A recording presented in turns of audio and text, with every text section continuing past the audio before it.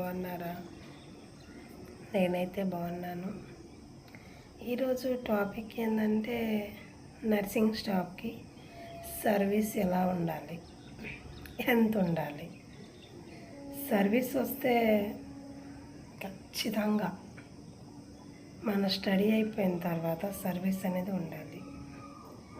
Private అయినా government అయినా ఎక్కడో ఒక చోట సర్వీస్ సర్టిఫికేట్ అనేది మన చేతిలో ఉండాలి. సర్వీస్ అనేది ఎందుకంటే మనకి జాబ్ ఇవ్వాలంటే వెంటనే పేషెంట్ల మీద వదిలేయలేరు కదా.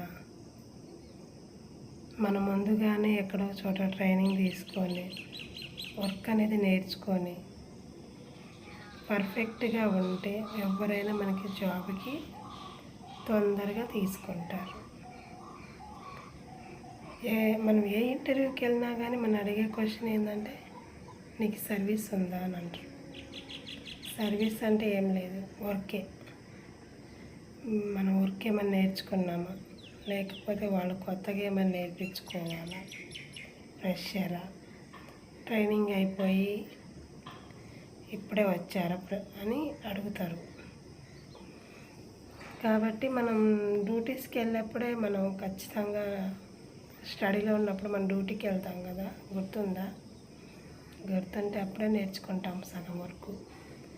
లేదు అప్పుడు నేర్చుకోలేదు అనుకుంటే వెంటనే కోర్స్ అయిపోయిన వెంటనే ఏ పెద్ద హాస్పిటల్కి వెళ్ళి నేను ఫ్రెషర్ అండి, ట్రైనింగ్ అయిపోయింది, నాకు వర్క్ నేర్పించండి అంటే 10,000 ఇచ్చి వర్క్ నేర్పిస్తారు.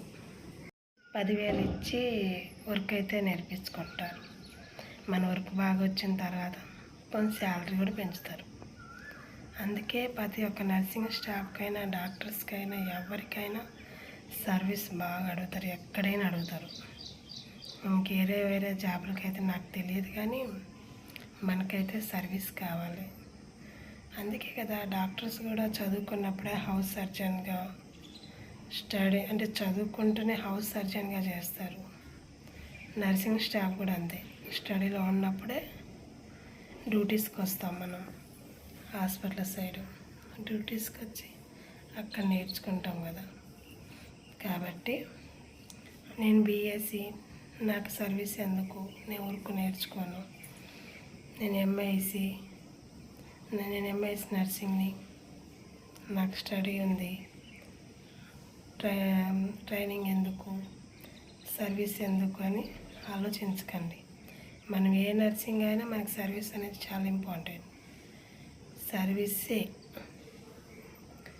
రేపు మనకి ఏదైనా జాబ్ వచ్చిన తర్వాత ఏదైనా బెనిఫిట్ పొందాలన్నా సర్వీస్ చూస్తారు, ఎన్ని సంవత్సరాలు చేశారు, వీళ్ళకి ఏ బ్యాచ్ అని.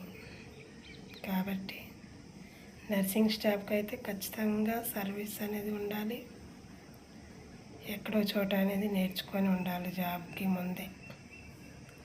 గవర్నమెంట్ జాబ్ వెంటనే వచ్చినా కానీ మిమ్మల్ని తీసుకుంటారు, కానీ బెడ్ సైడ్ అలా అని కదా, సిస్టర్ గారు నేర్పిస్తారు.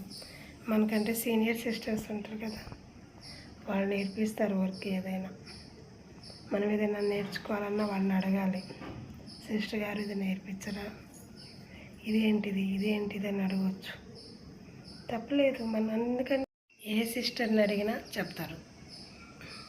ఆల్మోస్ట్ ఎవరిని అడిగినా వర్క్ గురించి అంటే ఎవరైనా చెప్తారు. కాబట్టి భయపడాల్సిన అవసరం లేదు. ఫస్ట్ స్టడీ అయిపోగానే డ్యూటీకి వెళ్ళిపోండి. నేను ఫ్రెషర్ అండి, నాకు జాబ్ కావాలి, 5,000 ఇచ్చి అయినా నేను నేర్పించుకుంటాడు, 10,000 ఎంతో కొంత ఇచ్చి నేర్పించుకుంటాడు. ఓకేనా? వీడియో నచ్చితే లైక్ చేయండి, షేర్ చేయండి, సబ్స్క్రైబర్ చేసుకోండి, ఫాలో అవ్వండి ప్లీజ్. బాయ్.